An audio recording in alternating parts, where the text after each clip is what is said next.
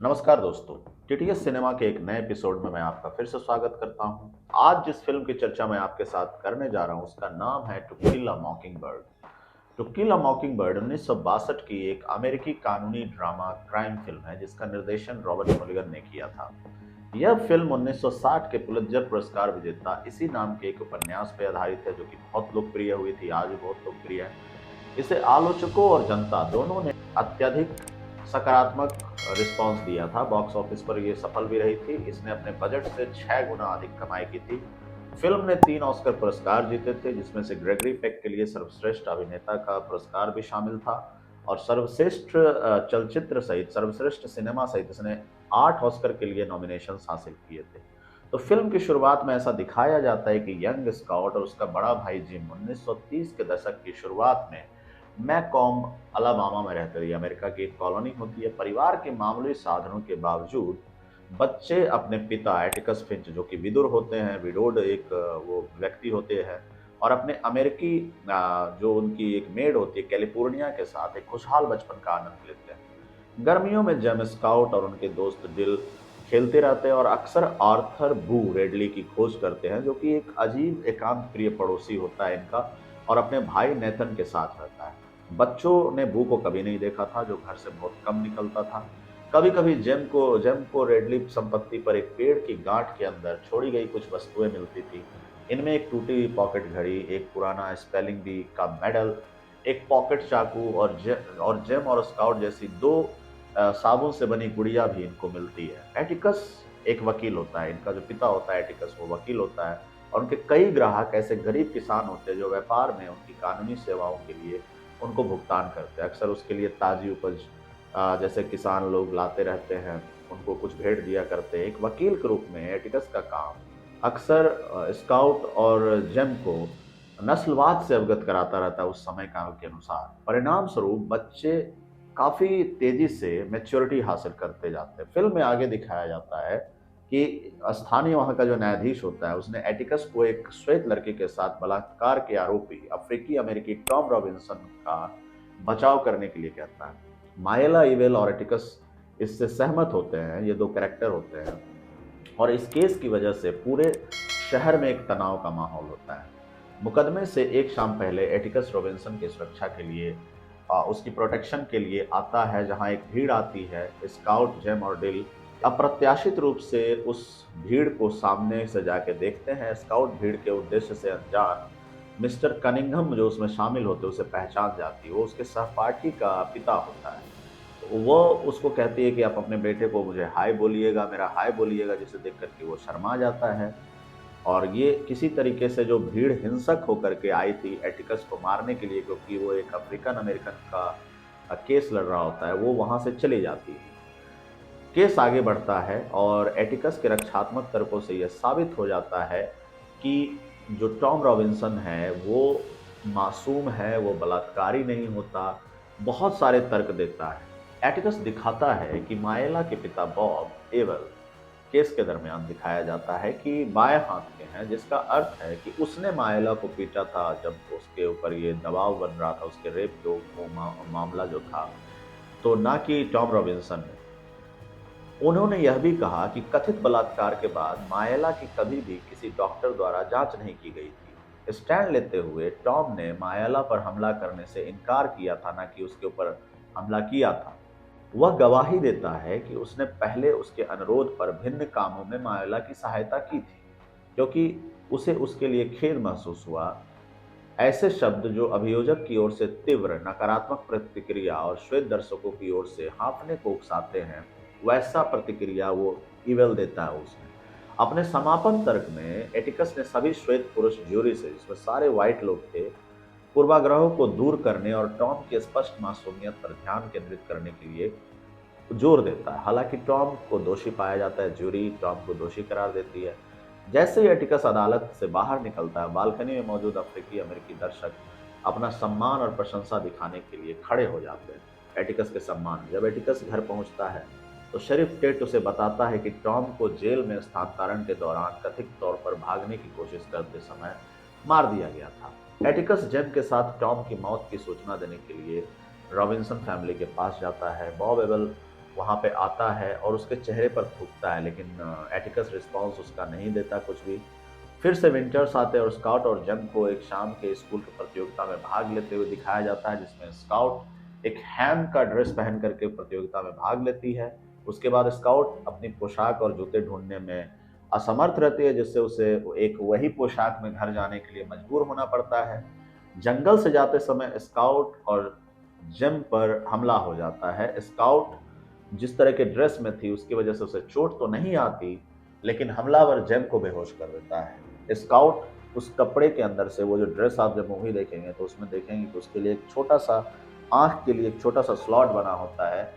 Scout अपनी उस छोटी सी विंडो से देख पा रही होती है कि कोई ना कोई जेम को मार रहा है और उसे कोई बचाने की कोशिश भी कर रहा है। एटिकस जेम को किसी तरीके से एक देखती है स्काउट की एक अजनबी बचा ले गया और वो उसको गोद में उठा करके फिर घर की ओर ले जाता है। एटिकस देखता है, घबराता है, उसके गोद से बच्चे को अंदर लाता है, डॉक्टर को बुलाता है, डॉक्टर उसका ट्रीटमेंट करता है।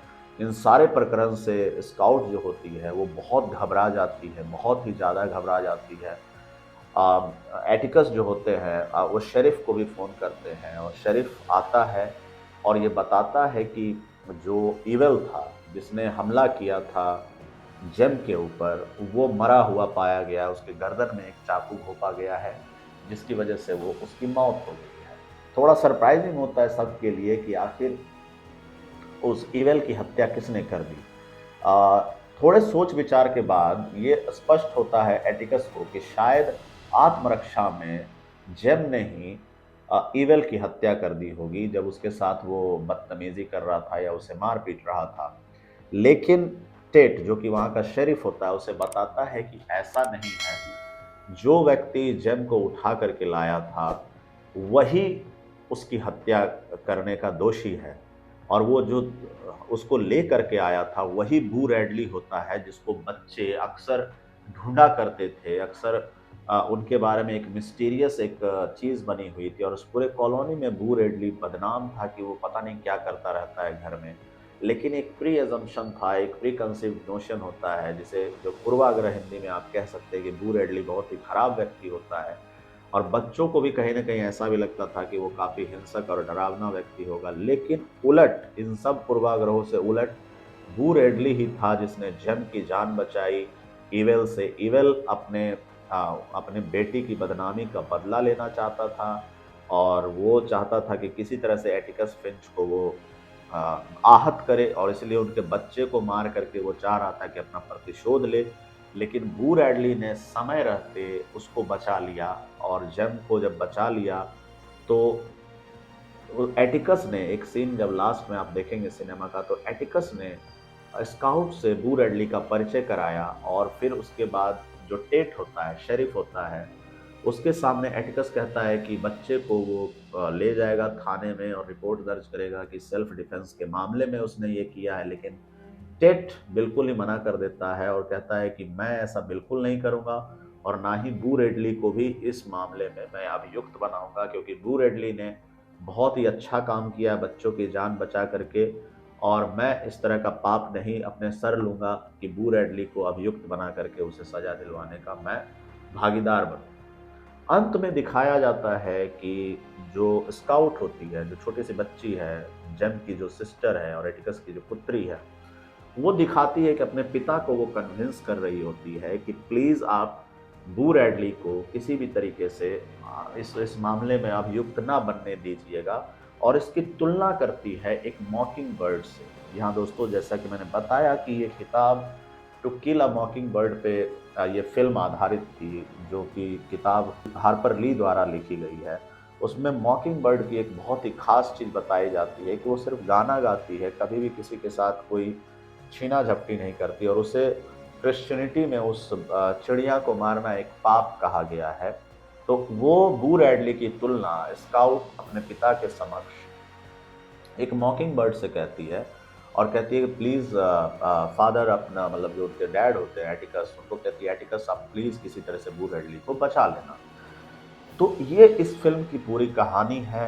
उम्मीद करता हूँ कि आपको ये फ़िल्म पसंद आएगी, ज़रूर पसंद आएगी, क्योंकि जब मैंने बहुत हाल ही में ये फ़िल्म देखी और मैं आपको अपना रीज़न बताऊँ इस फ़िल्म को देखने का कि जब मैंने ये किताब पढ़ी थी, तो किताब मुझे ज़्यादा समझ नहीं आई थी, जबकि ये बहुत बड़ी क्लासिक है, कल्ट क्लासिक है। लेकिन चूँकि किताब की लैंग्वेज जो थी अफ़्रो अमेरिकन थी। अफ़्रो अमेरिकन का मतलब जैसे अलग-अलग तरह के वर्ड्स, अलग-अलग तरीके के लिटरेचर के में आप देखेंगे जॉनर, तो अलग-अलग तरीके की लैंग्वेज या शैली उसमें लिखी जाती है। तो जब मैं टू किल अ मॉकिंगबर्ड जब मैंने किताब पढ़ी थी, तो उस लैंग्वेज से मैं उतना एक्वेंटेड नहीं था। एक्वेंटेड मैं कहने का मतलब मैं उस लैंग्वेज में मैंने ज़्यादा लिटरेचर पढ़ा नहीं था।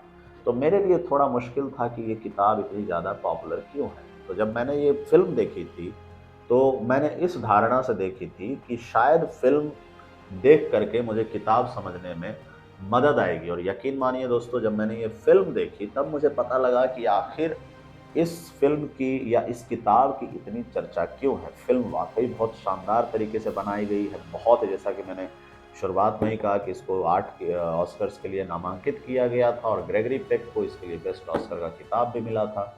तो आप जाइए, देखिए, फ़िल्म में शायद ही कोई ऐसा एलिमेंट होगा जो आपको असंतुष्ट करेगा। बहुत इक्वली पेस्ड है, बहुत आराम-आराम से सिनेमा चल रहा है। बैकग्राउंड में बहुत, और जो इनकी जो छोटे कलाकार हैं, जो जिन बच्चों ने एक्टिंग किया है, दे आर मार्वेलस। मतलब उनकी क्या मैं बात ही करूँ। मैं उनकी एक्टिंग देख कर के अचंभित था कि किस तरीके से, और सारे लोग नए हैं इसमें, जो बच्चों ने जो फ़िल्म में एक्ट किया है वो सारे लगभग जितने बच्चे हैं उसमें सब ने पहली बार एक्ट किया था। बहुत ही शानदार फ़िल्म है, क्लासिक है। आप ज़रूर जाके देखिए, इसका मज़ा लीजिए, और कैसा लगता है आपको ये सिनेमा, हमें कमेंट सेक्शन में ज़रूर बताइएगा। और हमारी जो ये सीरीज़ चल रही है टीटीएस सिनेमा की, वो आपको कैसा लग रहा है, वो भी हमें ज़रूर बताइएगा। आपको ये अच्छा लग रहा होगा टीटीएस सिनेमा का ये सीरीज़, तो हमारे चैनल को लाइक, शेयर, सब्सक्राइब ज़रूर कीजिएगा। धन्यवाद दोस्तों।